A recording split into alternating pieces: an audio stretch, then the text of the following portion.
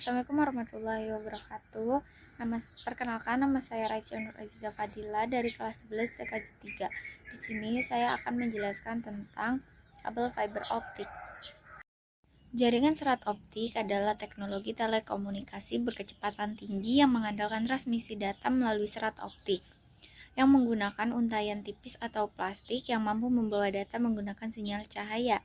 Jaringan ini sangat menjadi populer karena kemampuannya untuk mentransmisikan data dalam jangka jauh.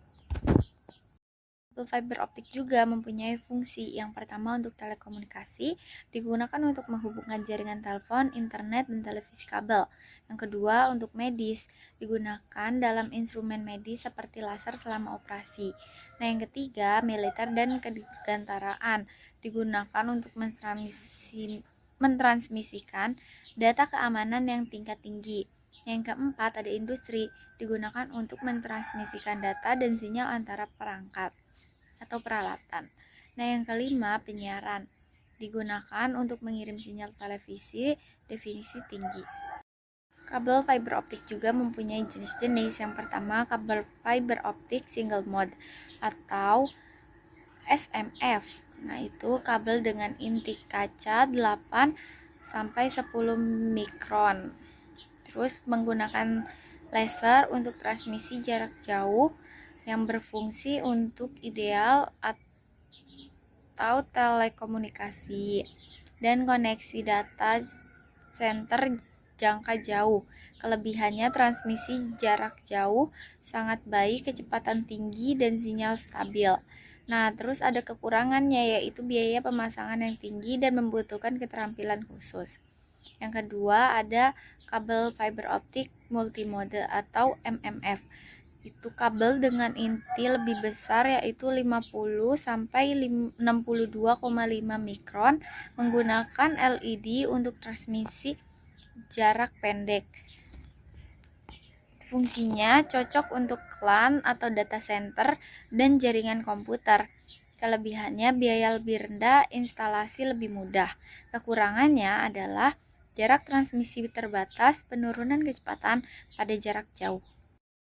Kabel fiber optik juga mempunyai keuntungan. Yang pertama, untuk kecepatan. Fiber optik menawarkan kecepatan transfer data yang jauh lebih tinggi dibandingkan kabel tembaga biasa.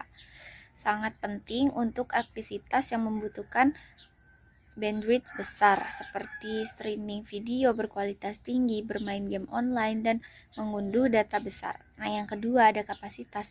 Kabel fiber optik memiliki kapasitas yang sangat besar, memungkinkan transmisi data dalam jumlah yang sangat besar secara bersamaan. Yang ketiga ada jarak transmisi.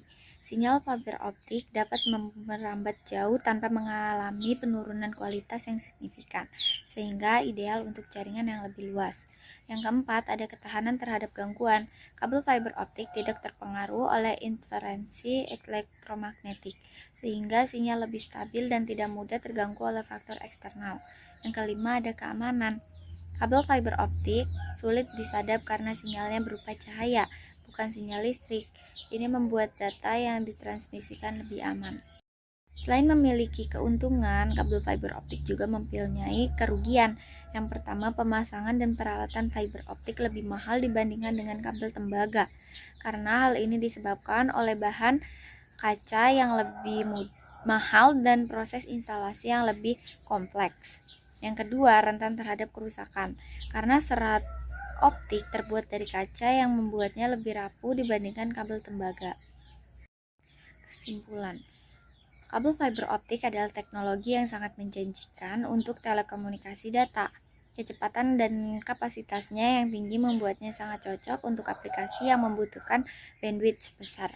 Namun, biaya yang tinggi dan kerentanan fisik menjadi pertimbangan utama sebelum memutuskan untuk menggunakan fiber optik.